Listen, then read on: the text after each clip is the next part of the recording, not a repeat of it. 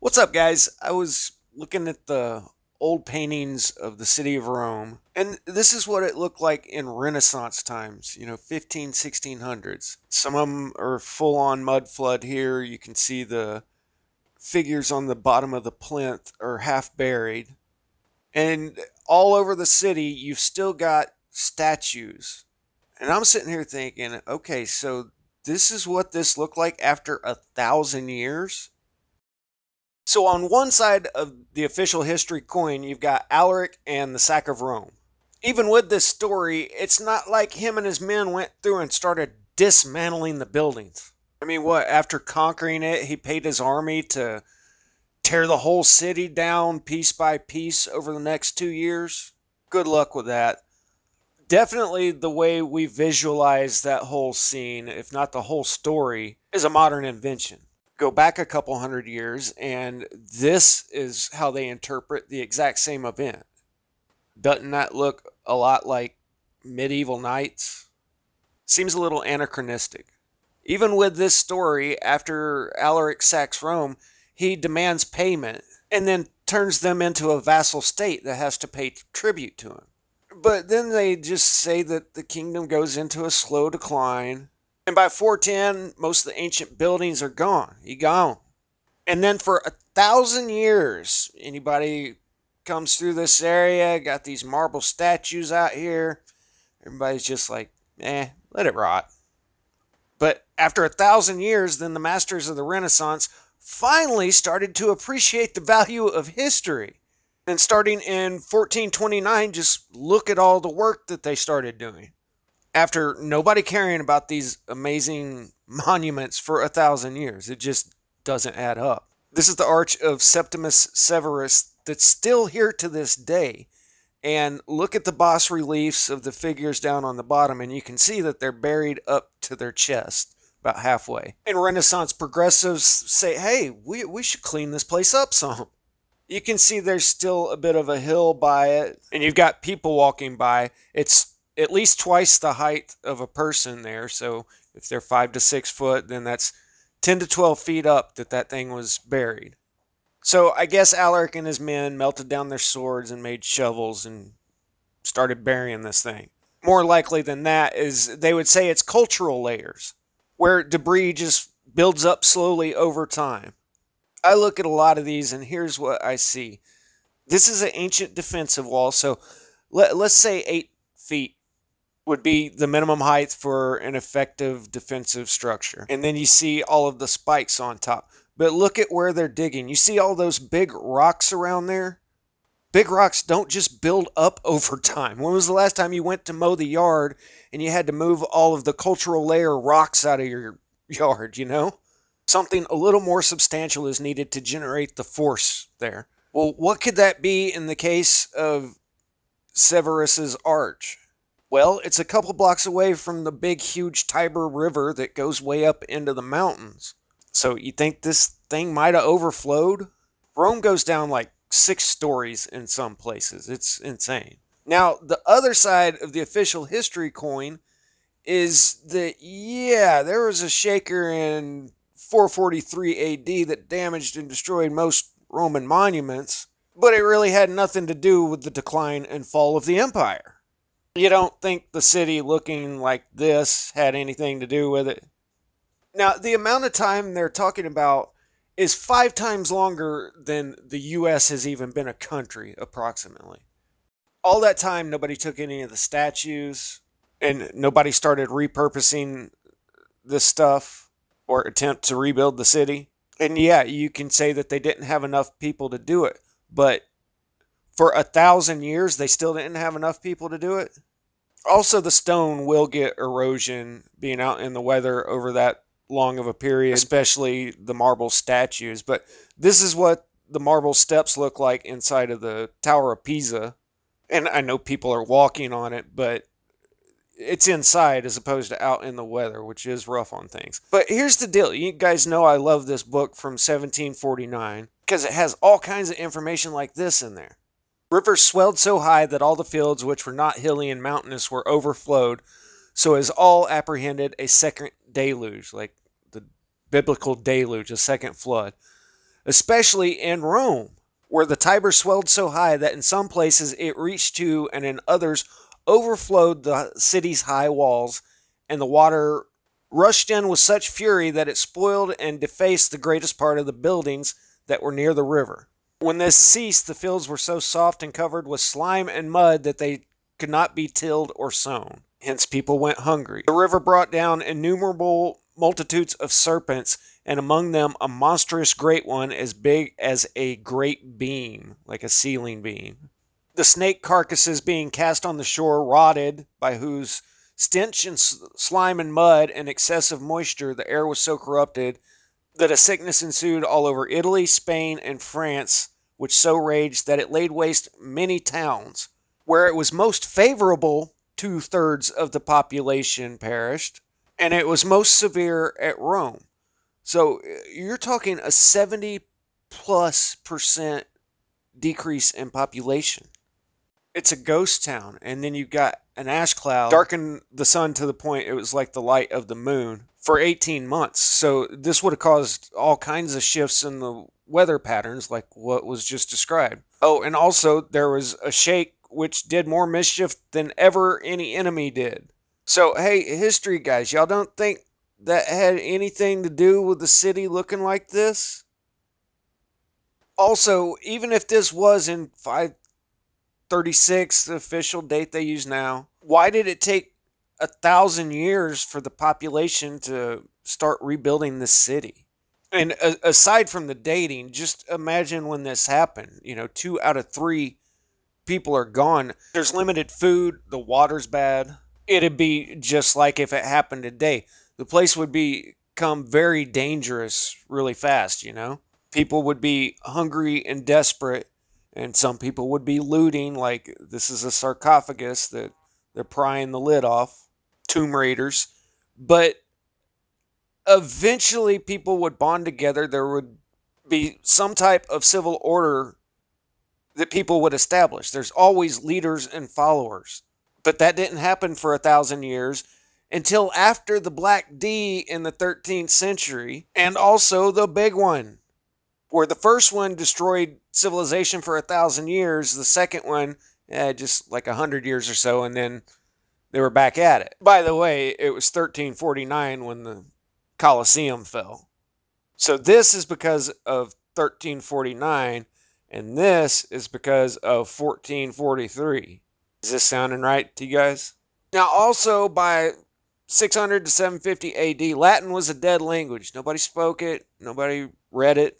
And once again, those Renaissance guys in the 1400s not only took an interest in the old buildings, but said, hey, let's resurrect a 700-year-old dead language.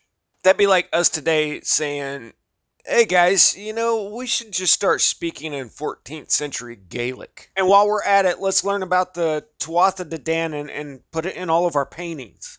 Because that's what the Renaissance guys did. They all knew the whole pantheon of Roman gods after 1,000 years of Christianity, at a time when being a heretic was a really big deal. And they left all these interesting details in the paintings. In the donation of Constantine, in the banner at the top, they painted what's known as the Green Man. This is found in a lot of ancient cultures, and it's meant to represent life, death, and rebirth, just like the seasons of the years. The branches and leaves symbolize spring and regrowth after the dead of winter. So why is this pagan symbol carved into all these churches and in these Renaissance paintings? You could really take this to mean reincarnation. And let's look at this as a whole. You've got the cherubim pulling the curtains back, and you've got Constantine kneeling down in front of the Popa. And you got to remember, all of these paintings are commissioned by the Holy Roman Empire. I'll just call them the HRE. And like in the coronation of Charlemagne, Charlemagne is kneeling down, receiving his crown from the all-powerful and pious HRE. This is the exact same spin machine that we have today. They've been at this for hundreds of years. But the donation of Constantine, he's down, he's got his hand on his heart. And what he's doing is giving over control of Rome to the HRE. Or so the story goes. I'll do an in-depth video on the Renaissance period, but the donation of Constantine is a forged Roman imperial decree that supposedly transferred authority of Rome in the western part of the empire over to the Popa. That's what the Renaissance was all about. The word literally means reinvent. They had deep pockets to pay a lot of artists to propagate the idea that they had been in power for hundreds and hundreds of years. This was the first multinational umbrella corporation. Cosimo Medici, the big player in all of this, famously taught his son that you never let him know who's in charge. You've always got your puppet. We also got this anachronistic fella that really sticks out in this crowd. May not look that masculine, but I assure you he's looking pretty fly for a 16th century gentleman. Just so you know, the reign of Constantine was around 300 AD. Now, could it be that some artistic concepts are just so simple to us today, but it wasn't that obvious at the time to say, well, if you're pulling back the curtains on this, I'm standing here in the 16th century watching them create this story from supposedly 300 AD. Could it be that simple? Or it's just a time traveler. There's always that. Also, in the back of the cathedral, they've got a painting of Jesus, and he's given the goat horns. Now, this may not seem like a big deal to us, but back in the day, wars got started over this kind of thing. If you've ever heard of the filioque, you know what I'm talking about. But the two-finger salute became standard, and I've heard some sources say that it's supposed to be 3 fingers. And what the symbolism is, I don't know, but it's a big deal to some people. On top of all this, I've done a video about this book that points out that there's no buildings that are even dated to this time frame. But just to use a more official source, this is from Exeter College guy selling the whole, okay, let us say between the 7th and 14th centuries, the city just crumbled here and there. Then the Renaissance either destroyed or altered all of the medieval structures beyond recognition. And so it's best to reconstruct medieval Rome in your imagination by the help of our documents. See, Armelini here, the historian and sole source of information on this, says Rome's just poor in medieval monuments. But the Temple of Vestia from 1,000 years ago, yeah, that's down the street. Also, in Michelangelo's famous painting of the Sistine Chapel, in the center, you have what looks to me like a fireball coming down and the trumpets, which are associated with the sound that it makes. But on the left side, you've got all the saints going up to heaven. On the right side, anybody know what this represents? That's Charon the boatman, also known as the ferryman. And if you've seen in the movies where they place the coins in somebody's eyes, that's to pay the ferryman who is charged with taking the deceased souls to Hades. Now, after 1,000 years of Christianity, why would anyone even be familiar with this concept? But all of these guys, even up till Victor Hugo in The Hunchback of Notre Dame, he's constantly referencing the old Roman gods, expecting the reader to know who he's talking about. And speaking of that general time frame, the Enlightenment philosopher Voltaire had a very Roman funeral. Now, are those 1,300-year-old standards that they're carrying? The soldier at the back is wearing a Legionnaire's helmet. He's being paraded around in a very expensive big stone sarcophagus, the same type that would have been used 1,000 years previous. And there must have been a great sense of pride and dignity living in ancient Rome. Well, if you were of the correct class. But all around the city were monuments and statues to great people of the past. Also, above Voltaire, you have an angel carrying a laurel wreath, which was an ancient symbol of victory and accomplishment. You may have heard the term, don't rest on your laurels. That's where that comes from. But a quick recap, and then one more last thing. The city of Rome was a wasteland for 1,000 years, until finally the Renaissance guys said, hey, maybe we should preserve some of our history here. So let's resurrect the old dead language. Let's add in the old pagan gods in our paintings. And let's hope the HRE, who's notorious for burning heretics at the stake, doesn't mind. Makes perfect sense. Now, one last thing, and I'm just using this old map from the 1700s because I know where to find this one. But I'm sure I've already had 20 comments saying that all the old dates, they put an I at the beginning for Yeshua and then the year. But guys, I've read through a lot of old manuscripts and stuff, and I've seen this quite often. Sometimes they did dot the I on a 1 because here they're talking about the California island being 1,700 leagues long, and they used an I with a dot.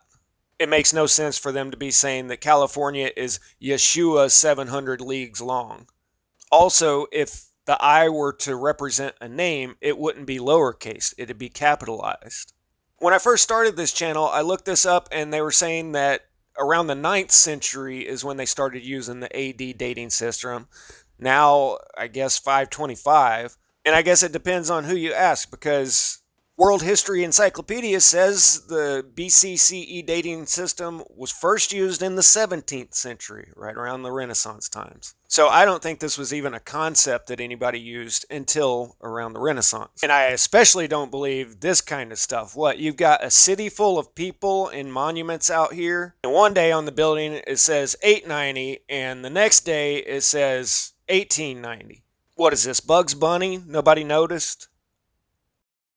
Anyway, just so you know, people of the Eastern Empire considered themselves Romans right up to the 20th century.